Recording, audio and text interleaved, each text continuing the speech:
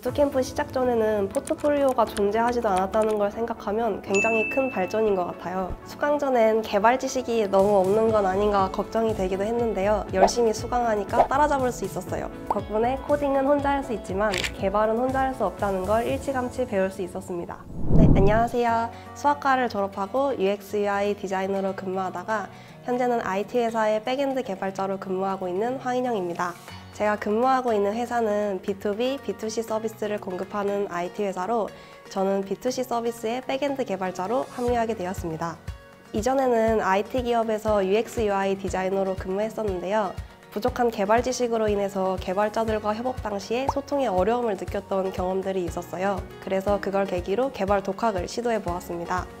디자인과 비슷하면서도 다른 부분들이 매력적으로 느껴져 직종을 전환하게 되었습니다. 개발자로 일하겠다고 결심한 후엔 여러 북비 지원 부트캠프를 찾아보았어요. 비교해보고 몇 가지 후보군을 추렸었는데 패스트 캠퍼스 부트캠프가 그중 하나였습니다. 아무래도 처음 개발 교육을 수강하는 것이다 보니 커리큘럼을 제일 중점적으로 보았는데 패스트 캠퍼스 부트캠프에서는 기본 지식을 오랜 시간 공들여서 공부할 수 있겠더라고요. 커리큘럼에 Git과 자바의 기본 내용이 녹여져 있는 게 좋았습니다. 또 강사진들의 이력을 투명하게 공개한다는 것도 마음에 들었어요.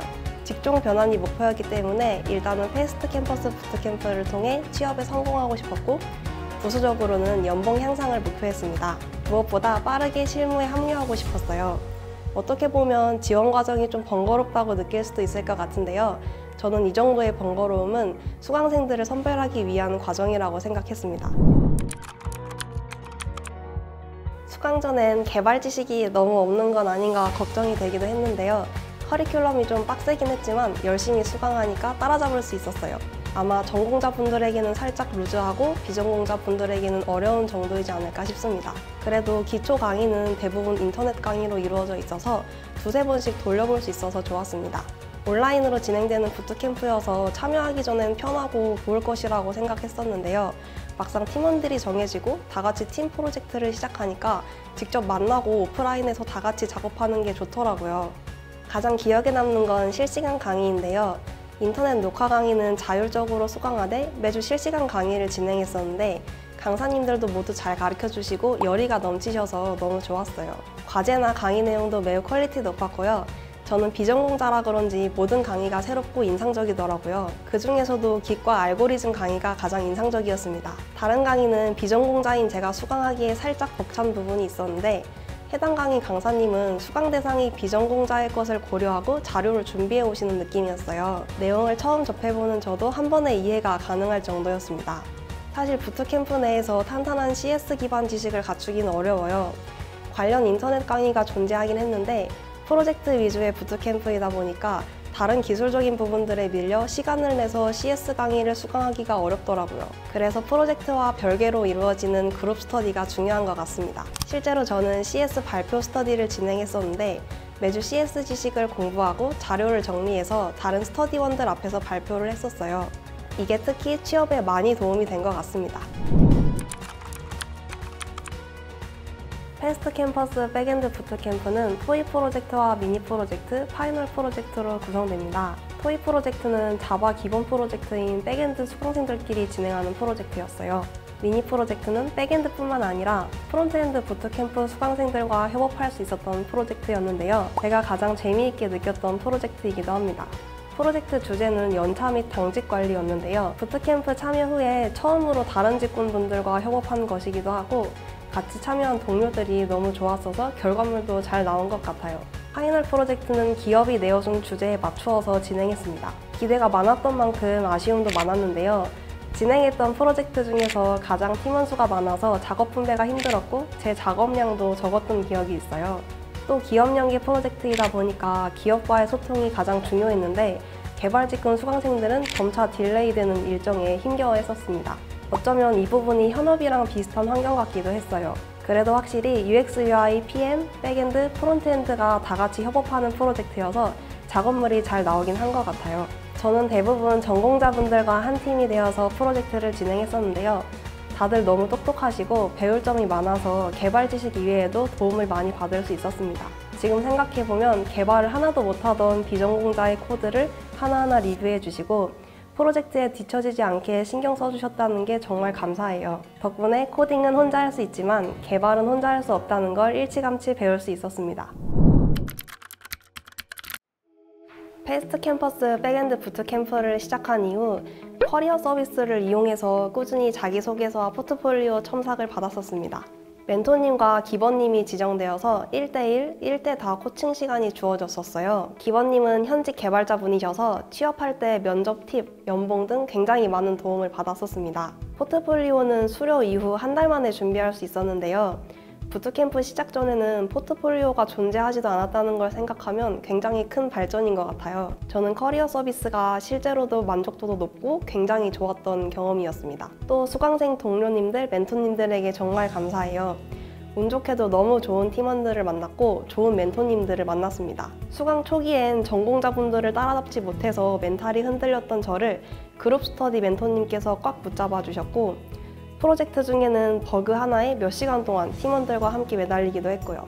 그리고 좋은 에너지와 마음가짐, 개발 지식들을 얻어갈 수 있었던 것 같습니다. 마지막으로 커리어 멘토님들께서는 취준 시기에 또 한 번 흔들렸던 저를 잡아주셨었습니다. 학습 담당 학습 매니저님들은 자동 응답기이신 걸까 싶을 정도로 관리를 굉장히 잘해주세요.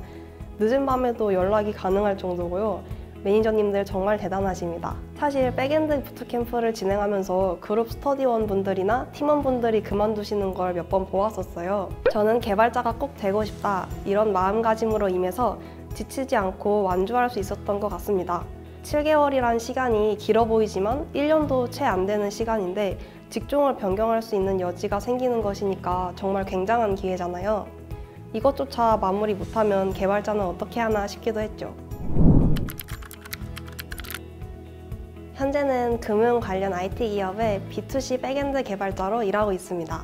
저는 취업 준비 기간이 짧은 편인데요. 10월에 수료를 하고 12월부터 지원을 시작해서 1월에 합격할 수 있었습니다.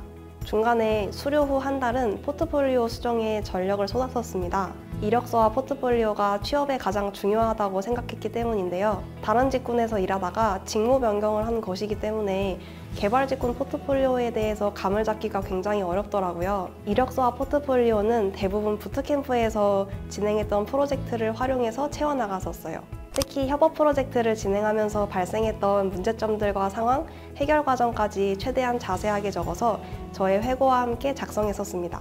그렇게 나온 포트폴리오는 커리어 서비스 멘토님들에게 직접 찾아가서 첨삭을 받았었어요. 사실 제가 지원했던 기간에 신입 백엔드 개발자 공고가 많이 없었는데 그래도 면접 경험이라도 키워보자는 마음으로 원하는 직무라면 모두 지원했던 것 같아요. 거의 30군데 넘게 지원했었는데 4군데 정도 합격을 하고 그중에 가장 가고 싶었던 회사를 선택했습니다. 코딩 테스트를 보는 곳도 있었는데 제가 지원한 회사는 대부분 자바 기초를 중점적으로 보았던 것 같아요. 사실 다른 부트캠프에도 합격을 하긴 했었는데 주변 개발자 친구들에게 커리큘럼을 보여주니 다들 패스트 캠퍼스 부트캠프를 추천하더라고요. 아무래도 개발의 기초를 잘 잡아줘서 그런 거 아닐까 싶습니다. 다만 저는 너무 부트캠프에 의존하면 안 된다는 것을 말씀드리고 싶은데요. 부트캠프에서 많은 것을 배울 수 있겠지만 그 이상의 것들까지 수행해야 같은 수강생들은 물론이고 전공자분들까지도 상대할 수 있는 경쟁력을 갖출 수 있다고 생각합니다.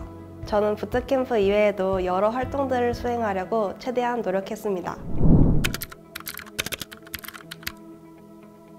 이전에 개발 공부를 할 때에는 밤에 혼자 방에서 코딩을 했었는데 대낮에 회사에서 코딩을 한다는 것이 아직도 조금 낯선 부분이 있습니다. 부트캠프에서의 프로젝트는 나에게 할당된 부분만 신경 쓰면 됐었는데 회사에서는 한 팀으로 서비스를 개발하는 것이라서 코딩 이외에도 생각해야 할 것들이 많은 것 같습니다.